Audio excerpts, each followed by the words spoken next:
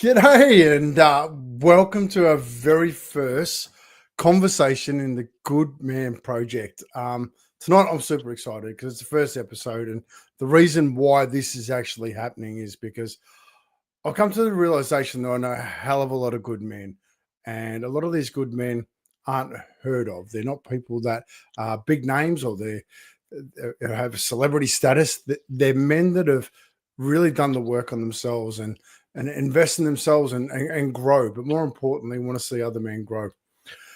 Tonight, we start the very first podcast with someone that I adore. He's a man that is in my life, and I'm a part of his community in the 50 Cal community, which is amazing, which we'll get into. But Cheata, Jason Cheatley, Yes, congratulations. Welcome. Thank you for thanks for the invite. Really excited and privileged to be here. Giddy up. Well, let's have a little quick rundown about you. Who are you? Where you're from? Self-employed spraying contractor located in central New South Wales. Been self-employed for 16 years now. Got 4 boom sprays, spraying crops out in the middle of New South Wales. So, just really been on the self-improvement course for the last, I'd say 3 to 4 years. Went through divorce 5 years ago now, and got 3 kids, 2 girls and a boy, and just venturing in the last 5 years. It's been challenging, but also very rewarding as well. So I'd like to say that I can see light at the end of the tunnel, and future's looking bright. So it's great. Giddy up. Well, I do want to grab something because there'll be a lot of city folk watching this. So boom spraying, what exactly is that?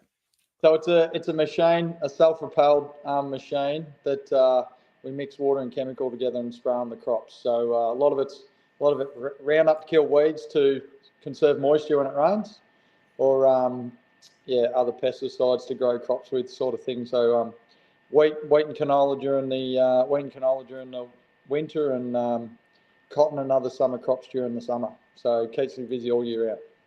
Awesome. That's what I was about to ask. How did you get involved in that? I was just always involved in agriculture. My father was a farmer. We grew up on a farm, and always just wanted to follow in my father's footsteps and be a farmer. And finished year 12, went home on the farm, and actually went away to ag college and did a degree in rural business management. Went home on the farm, and me and my father couldn't really make it work together, father and son. So I went off on my own and created my own business and started from there.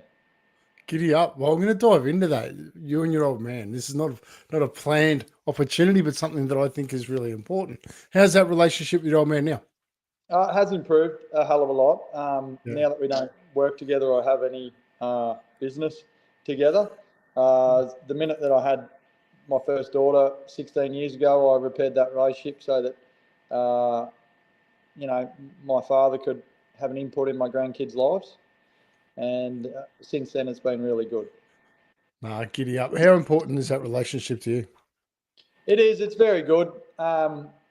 He's always pushed me in the right direction and shown me some leadership and what to do in life. So it has been good. Sometimes the message has been a little bit hard to take, but that's just the person he is, and he's made me the person I am today. So definitely gave me drive. A little bit of my life was "fuck you, I'll show you," and but that's the business I've created now is on the little bit of the back of I'll show you. Get out. And look, sometimes we need to push in a direction that we didn't know we need, and sometimes when we want to show somebody that we can do something, it's actually a great way to inspire yourself and get motivated to get things done. Yeah, definitely. I definitely had a lot of drive to, be self-employed and make it on my own 2 feet. And, I'm 40 years old now, and I've worked pretty hard for the last, let's say, 15, 16 since my kids are born. So, I'm not doing too bad. Giddy up. Well, I do want to talk to you about some of the challenges you've had in life, because I think one of the greatest opportunities in life is to share the challenges that we all go through, because we all have them. and we all have different versions of them, but it's actually processing them, owning the situation, and sharing those challenges so that we can actually grow together. So I'm going to ask you about one of the big challenges for you was being self-employed, stepping into that self-employment, which, it's not for everybody. And it comes with a lot of challenges. What were your challenges around that? Yeah, so basically it was when my partner at the time fell pregnant with our first child. I had worked for other people, been employed by other people, and just thought this isn't for me. I want to run my own show, and it just gave me the motivation to say, well, if I'm ever going to do it, might as well be now while we've got no money. Got the thing is, when you got no money, you got nothing to lose. You're only going to end up back where you were. So the best time to have a crack in life is when you got nothing, because you got nothing to lose. You're only going to end up back where you were, which is where you are right now. So I suppose at the age of 25, I just went to the bank and got a loan and bought my first boom spray, and just it was a gradual process of 1 to 2, and then we actually moved from Victoria into New South Wales to go into some big areas, which was where my partner's family was. We went on and had another 2 children, 2 girls and a boy, and it just gradually went from 1 to 2, and then had 2 machines for a while, and then after the divorce, I thought, what have I got to do to achieve this? I used to play the victim card of, I can't afford that, or that's just not me. And now I'm like, well, what have I got to do to achieve my end goal, which was had to get bigger. I had to buy more machines. I had to employ more guys. So for the last 2 years, I've been running 4 machines. It's been fairly stressful. What's your biggest challenges running that? One of the 4 machines? Definitely employees, like getting employees that want to stay. And because you're located in New South Wales, like everyone's just like, oh, just employ someone else. Well, the town I live in is only 1,000 people, and to get new staff into this town's quite challenging with accommodation and people that actually want to live out in the country. So, anyone that lives in a city can look at my books and think, oh, you just need to employ more people. Well, it's not that easy. It's a bit challenging. So you need to be a good leader and good boss for people to stay. And unfortunately, I'm actually looking at downscaling back to 3 machines right now, just to relieve a bit of stress and just something I'm more capable of. Does that make sense? Yeah, I've got so many other things going on in my life right now. I'm just going to go from 4 back to 3 and do the best we can with what we've got. Yeah, giddy up. Now, thinking about that, like stepping into the 4, you've got challenges of staff coming into the country, and with a population of only 1,000. Excuse me. Why would someone actually want to come and work for you? What are the opportunities that they have in working for you? I think I've grown a lot as a boss in the last 5 years. I'm sure my employees would agree. I'd like to think that I've relaxed a little bit as a boss, and I'm a lot more understanding. Like if someone wants a weekend off or a holiday, and we're very seasonal working. So as long as you have a go as long as you have a go when it's on and relax when it's not, that's what the agriculture game's all about. Is having a real good crack when it's on and relaxing and having a holiday when it's not. I do love the opportunity of what you just said there, that you become a better leader, that you've become a better boss. So often we're constantly looking for our employees to improve, right? And they can grow too. Yeah, but when we grow together, that is something magical. When you take the time to improve you and the way you do things, and then you lead by example, I think that's awesome. How much difference has it made to your team as you've grown? Yeah, it's given me more time out of the machines to run the business. Mm-hmm. It's what's that saying? You don't work in your business, work on your business. And it sort of gave me more time in the office to run the admin side of things and get that a little bit better. But at the same time, then I wasn't in the field leading my team as well. So it's got its way offs. So I think, me just going back to 3 machines has given me a bit more of an option to do 50-50, where I'm sort of 50% in the office and 50% in the field and the machines and across the whole lot. Yeah. So challenges constantly arise. That's life. That's the opportunities.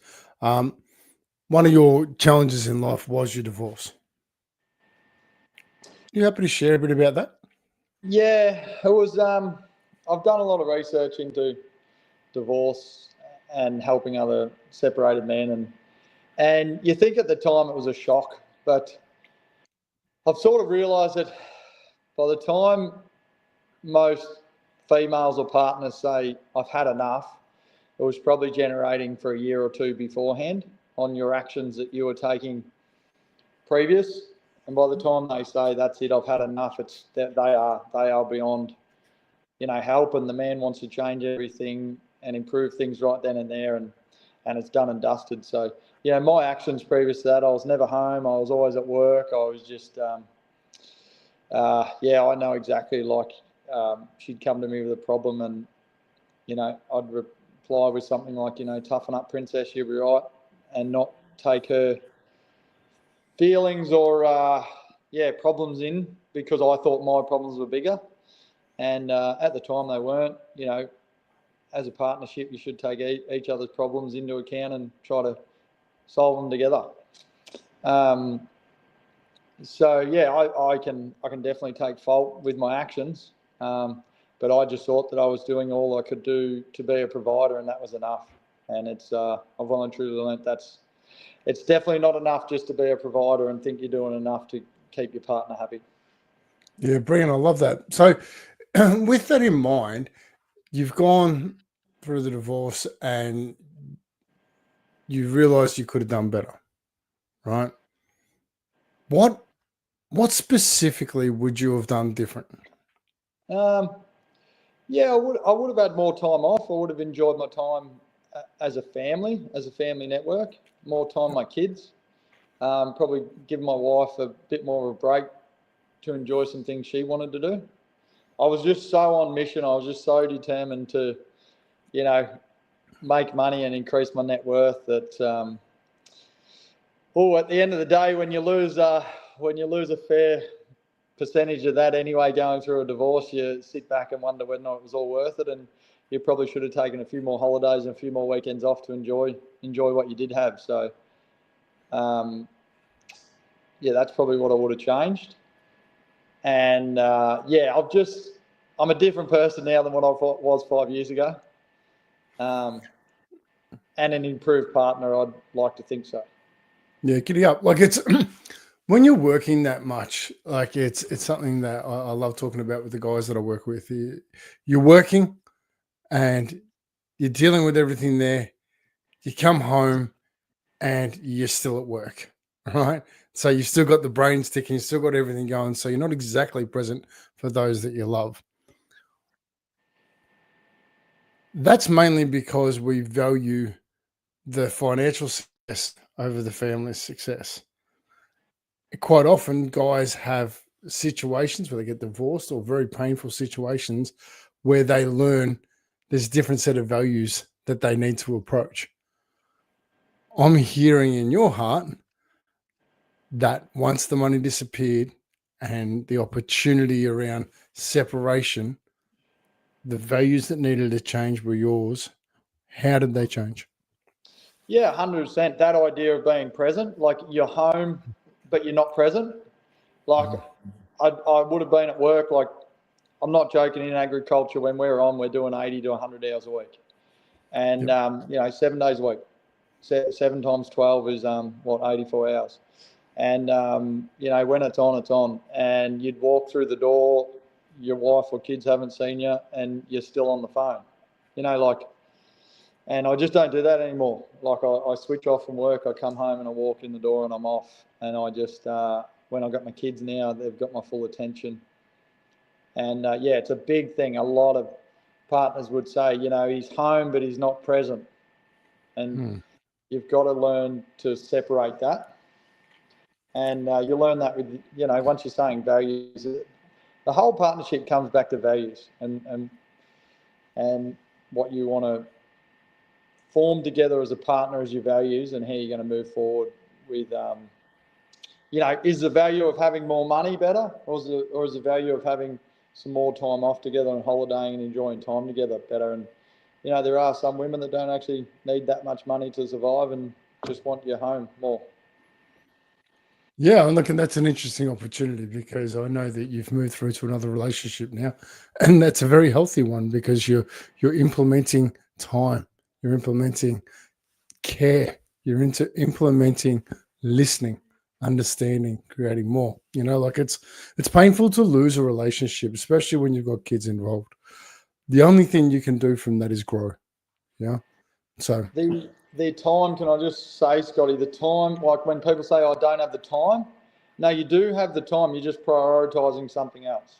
yeah. When you're saying yes to something, you're saying no to something. When you're saying no to something, you're saying yes to something else. And this, a friend of mine said to me, I don't no longer want you to say that statement, I don't have time to do that. I want you to change that statement to, I'm actually prioritizing something else over that. Yeah, that's powerful. And sometimes when you're choosing something stupid like sitting on the couch watching TV over what you actually should be doing, it's like, well, you do have time. You're just prioritizing something else that you shouldn't be. I love that because you don't have to do anything. I choose to do this. So love it. Yeah, giddy up. No, thank you. Look, I'm going to go through to one more challenge before we open up the learning opportunities that I really want to jump into. Rebuilding yourself after marriage, copping the big whack in the face and like, this ain't working. This is what's cost me. Got battles with kids. I got battles with ex. I got all of this.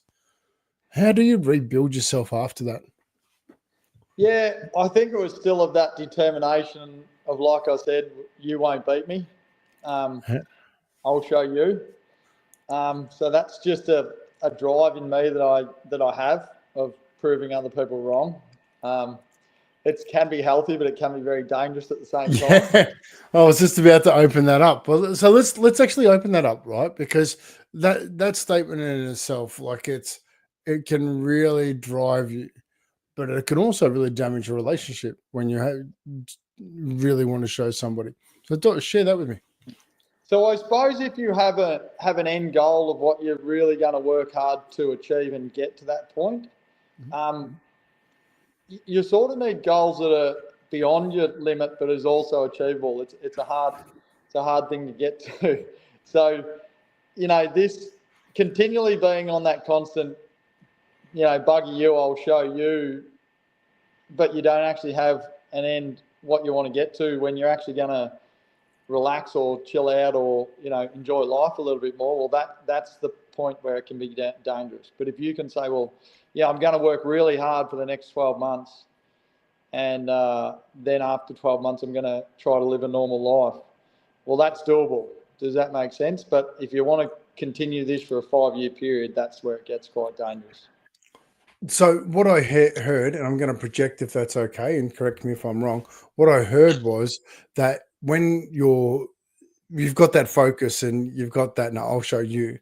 When you start looking at your goals and they become less about somebody else and more about what you're going to achieve, you focus on the achievement more than the battle, because the achievement's what's going to fill you up and keep you going forward. Is that correct? Yeah, 100%. And then you've also got to learn to celebrate that achievement. Does that make sense? Like you've got to say, well, by the end of the year, I want to have $10,000 in the bank. And then if you do get there and you do achieve it, celebrate it. Celebrate with the fact that you did get to what your mission was, your goal for that year. And then next year, your next goal is $20,000. Like you just got to keep adding on to it, but make them achievable and make sure you celebrate it when you do get there. I love that because that's something that we don't reflect enough on, is the celebration of the things that we do achieve. It's become important for me to sit down at the end of every year and just look back at the year that was. Like last year, I thought I didn't really achieve a lot. And I sat down, I've gone, wow, there's 23 dinners, there's International Men's Day, there's, Gross National Happiness Center, all these wonderful things that happen where I created connection, but I didn't give myself any credit for that, and it's not until you sit down and actually consciously reflect that that's where the magic is in my eyes. Yeah, 100%. There's some times where you don't think that you've had as successful a year as what you wanted, but then you go back and you go, oh no, well, maybe not this year, but over a 5-year period, I've well and truly achieved more than I thought I was going to. There's definitely seasons. People there's seasons. There's up and down seasons. There's seasons to sow and there's seasons to harvest. And if you refer to them as 90-day cycles, there's four seasons in a year. And if you have one bad season, it's 3 months of your life. Move on. It's a very small percentage of don't let a bad 3 months bring you down, because it's a very small percentage of what you've got ahead in front of you. Yeah, giddy up. I love that. Especially because you're an ag anyway. So that works well. I do want to dive into something that's really important to you, and that's personal development. Right now, one of the things that I'm learning about you is how much you actually dive into it in different areas. What started that? What started your journey onto personal development? I can generally say it was 2 years after my divorce, after living a fairly erratic 2 years of, partying and work. I was just working, having my kids, and partying whenever I could, and probably living a life that wasn't sustainable. And I'd just gotten to the point where life's got to be better than this. I'm burning the can at both ends. And a Facebook page came up with an opportunity to join a mentorship group, and I dived straight in, and I don't look back on it either. I joined a community of like-minded men, all on the self-improvement course, and we had a Zoom 2 times a week, Monday and a Friday, and discussed topics and read books and shared ideas. And it was only for 12 months, and at the end of 12 months I wanted to go again, so I actually did it for 2 years, and I don't regret that at all.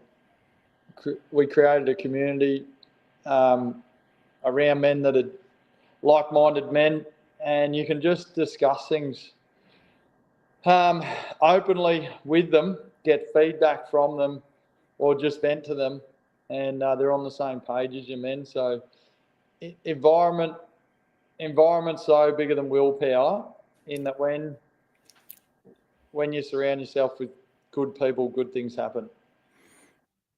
Yeah, it's amazing that. Luckily enough, that's where I met you.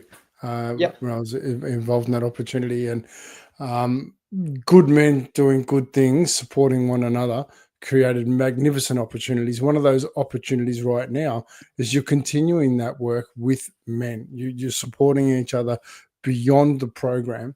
Talk to me a little bit about 50 Cal. So after a few of us had let's say graduated the mentorship, and if anyone wants to discuss that, hit me up and I'll talk you through it. But after we let's say graduated, we another mate of mine, and there was 3 of us that created the 50 Cal. Now he just come up with that idea because high caliber rifle, high caliber men, and there's I think there's 35 of us in there that all we have a Zoom once a week and discuss whatever topic comes up. And sometimes we have a topic, and sometimes we just talk about whatever someone wants to vent about, and we give feedback to them and hopefully help them through some tough decisions or good decisions as well. It's not all negative. We well and truly celebrate some good things that happen. And men, we might have it could be anywhere from marriages to kids to business to anything really. But we're also on the same path of self-development, that if you throw something at these men and they do it, they just put the hand up and say, let's do it. I want to grab that because that's one of the things for me that I just love invoking. But before we do that, I want to grab this. Steve, thank you so much for your comment. Good men make for a great society. Great job, guys. I appreciate you, Steve, saying that comment because there is so many good men in our communities. The more we come together, the stronger we are. The taller we stand, and we can work through stuff together. So, Steve, I really appreciate that. I love this. Beautiful. Another one. Cornermen, 100%. John, thank you very much for that because the cornermen are so important in our life. Who's in your corner? Who's supporting you? And 50 cal for me, that you got 35 solid men that are prepared to step out of the comfort into the discomfort in order to grow. And one such adventure for me, which I'm loving the fact that you're wearing your t-shirt, was, life is better with a smile. So isn't it? So, but this opportunity that we're looking at the moment. It's 50 cal. We had 10 guys come down to Melbourne, and came and did some breath work. Came down and we talked about role modeling. Talk to me about that weekend. A little bit selfish, but I want you to talk to me about that weekend. Yeah, the weekend was really great. We were meant to have 14. 4 blokes couldn't get out of Queensland because of the cyclone, so we were back to 10, which is fine. Things happen for a reason. They missed out. Bad luck to them. I'll take you for living in Queensland. But so 10 of us were able to catch up, and we sort of had an agenda, but we didn't really. Like what I found was that we just needed to get together and have a great conversation. And yes, we had things to do, but it wasn't what anyone. You don't have to do anything. Some men just want to catch up and just have a good conversation, have a meal, and you organise a breath work, which was life changing. And we just wandered around, experienced some new things, and everyone. Me and Scott had organised it, and we didn't really tell anyone. We just said, right, this is what we're doing in the morning. Let's go. And everyone put their hand up and said, yep, let's go. Like, they trusted us that we'd organise a bit of adventure and something different. And that's what they got. And continually doing the same thing is just boring. And, if nothing changes, well, nothing changes. Like if you want things to change, you physically have to put your hand up and say, yeah, I want to do something different. Yeah. I'm surrounding myself in quotes at the minute. And there's one that I'm going to put up in a little bit, and it's simply about that, right? In order to change, you've got to be the change. So you can't rely on others for that. I love the adventure, right? And that's one thing that really creates opportunities to grow. And that's actually having adventures. Like for me, so often, you hear of blokes going out for a lads' weekend away, right? Boys are all coming to Melbourne, 10 blokes catching up, all great mates. You'd think they'd be hitting the grog. Yeah, no, it didn't definitely happen. wasn't that. Yeah. Yeah. It was about spending time together, growing together, connecting with one another. So that's such a powerful thing. I think that's something that I look forward to creating a lot more opportunities with you. So I'm getting a little bit conscious of time. We're getting very close to the half-hour mark, and I want to keep it roughly there because. Oh well, also the weekend was Scotty had organised on the Friday night to wander the streets and hand out his socks, and that was challenging. To walk up to complete strangers and start a conversation is hard, but you know what? Everyone did it. Everyone accepted the challenge, and that was life changing to some men to start a conversation. And the biggest thing I found was don't profile. Don't believe that a man dressed in a suit has any better mental health than the homeless guy on the street. He may be struggling just as much as anyone else with their mental health, and sometimes men just want to chat and, hey, how you going, and touch base. So it was, I'm sure everyone that was involved that night, it was a life-changing night for them. So it was really great. Thanks, Scott. No, I appreciate that, Cheatley, because it's something I'm very, very passionate about. We're getting up to 15,000 pairs of socks very shortly that we've gifted out into the community, and they really do make a difference. And they challenge you. They challenge you to your core about how you present. And one of the things for me that was so awesome about that night was the fact that we sat in the most amazing place, RSV Gardens in the middle of the city, had a barbecue, and we talked about role modeling and the power of role modeling, and that our actions actually echo into the community. So how we turn up is really important. So with all my heart, thank you to you and all the boys for stepping into that, because it can be seriously uncomfortable, but we do learn a lot from doing that. So I just want to grab this quickly because I think it's important that when people are engaging with this, I like to bring them in. Society is filled with good men, but there's a noticeable shortage of positive male role models.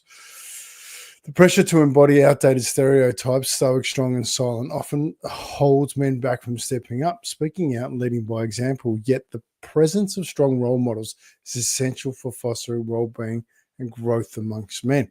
Steve, I celebrate that in many ways, and I'm going to reach out to you after this because I think this is something that we need to talk more about. Because back in the day, right or wrong, we had the opportunities of church. We had the opportunity where we'd go and we'd have community elders that we had access to. We had people that we had access to actually understand our values. These days, all our values come from here for our kids because that's where they're stuck. Where is the access to our positive male role models? Where are they? This is something that we're working really hard to change. Cheata's a part of Smiles for Life support and growth and support group. We're encouraging men to come in there as we grow, as we it's at its infancy, but we're going to share the knowledge. We're going to grow together and create role models in our community. Cheata is a role model in his community. He's a man that I know if I've got an opportunity out near Wagga or anywhere out that way, I've got a man. How far from Wagga are you? Yeah, 3 hours. 3 hours. 3 hours. So not Hillcrest, aren't you? Yep. Okay, Hillston. Hillston. There you go. So, but if I got someone who needs support in Hillston, I know I've got Cheata there. Yep. I want to create a connection of community leaders throughout Australia, world, that all come from a basis of personal development, understanding their actions speak volumes, and we choose to lead by example. So, Steve, I really appreciate that. Now, Cheata, gone over 30 minutes, but I could easily go over 30 minutes with you anyway. But that's right. We both can. We're good talkers. Oh, 100%, and I love it. One of the most profound things that I have learnt while walking the streets is to ask somebody, if you had one bit of advice for me for life, what would that be? So I'm asking you, Jason. Well, I've got multiple ones, but just one. Be on the path that you want to live, and don't give in to society and believe that that's what you need to do. Figure out what your mission and goal is, and go for it, and don't let anyone tell you no. Ooh. Why would that be your one bit of advice? I think sometimes society can get so caught up in meeting a woman and buying a house and having kids at the right time, and we put ourselves in a financial debt of stress and living a life that we were convinced that we should be living when some people just aren't, and probably weren't ready for it either, and probably didn't pick the correct partner that they should have, when they just felt pressured to, this is what my mum and dad did. I've been dating this woman for 5 years now, so it's time to get married. It's time to have kids. It's time to buy a big house and keep up with the Joneses. And a lot of people stay in unhappy marriages because of the financial stress. The idea of, oh, geez, I can't afford to get divorced or something like that really upsets me. It's about your happiness. It's about your partner's happiness. It's about the kids' happiness. And I'm definitely a happier, better father than I was 5 years ago. And hopefully I'm a better partner than I ever was in my life. I can tell you that you are. Thank you. I can tell you you are, because your values have changed and you're prioritizing things that are important to you. And I think if I could tip into that, because I would like to know if you've got a guy that's got the opportunity around, things aren't going right, things aren't important, the important things aren't important. What's his first step? What's his first step, do you think? Reaching out and getting good men or people or help around you to show you that there's light at the end of the tunnel. This is just a season that's you're in the down, and there's definitely an up, and there is light at the end of the tunnel. But improve yourself, improve your health, improve your mental health, and a lot of it's like the food you eat, the sleep. It all adds up. Like, it's all just combines to be one big thing. And if you're neglecting one, well, it all compiles and makes everything else worse. So I suppose, seek help, 100% seek help. And sometimes it's just a good mate that you need to vent to and have a chat with. I love it. I'm going to throw something in on that because it's something I'm pretty passionate about. Is it's okay to ask for help, but who are you asking for help? Are you asking somebody that you want to be like, or are you asking someone that you think's an expert? Because I can guarantee you, if you're about to ask for help, ask somebody that you want to be like, because they've got the skill set you need to go to where you need to go. Yeah. So we're doing this out wide tonight. We're at LinkedIn, YouTube. We're on Facebook, on my personal page, because I haven't the brand new Facebook group, Smiles for Life, Growth and Support Community.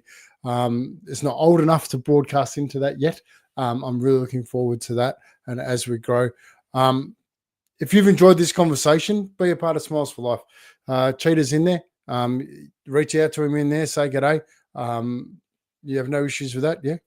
No, mate, that's good. If someone wants to chat, someone wants to discuss anything, just send me a message. And I discovered that it actually fills my cup. It actually, I actually enjoy it. It fills my cup. I have been able to help a few divorced or separated men from what I've learned. I'm no expert, 100%. I'm no expert, but I'm pretty straight to the point. Just as well, we've got a few experts in amongst us, as well as those that have experienced it, because when you're speaking, like, I'm going over time, whatever. But it's pretty sure if you're watching this, you're looking at Cheata, you're seeing a good man. You're seeing a man that's taken responsibility for his opportunities in life and found ways to improve himself. That's all we can ask. Yep. We only know what we know until we can learn that we can learn more. Once we learn that we can learn more, then it's our responsibility to do something about that. And that's the magic. That's when the magic happens.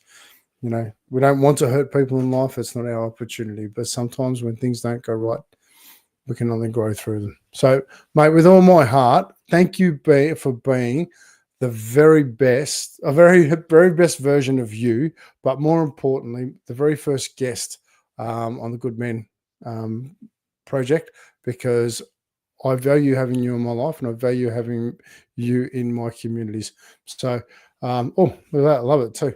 Popped in late, but thank you both for having courageous conversations. Yes, Ruth, that's exactly what we're here to do. We're here to have open-hearted, courageous conversations so that we can walk together. Any last words of wisdom from you, Cheata? No, thank you, Scott. I very much appreciate you. I'm a thankful and grateful man that I met you and the rest of the men. And I think the Smiles for Life Facebook group is going to be a great page going into the future for men to reach out and share what they need to in a safe place. Yeah, I love that, mate. Thank you so much. All right, well, for all those who watch, thank you so much. I will give Steve a little one here because he's been a great participator tonight. Sometimes you don't need to explain every thought in your head to seek advice. Sometimes you just need to vent. Often the simple act of speaking your worries out loud helps you realize they're not as overwhelming as they seem. breaking the silence can literally be all it takes to put into perspectives.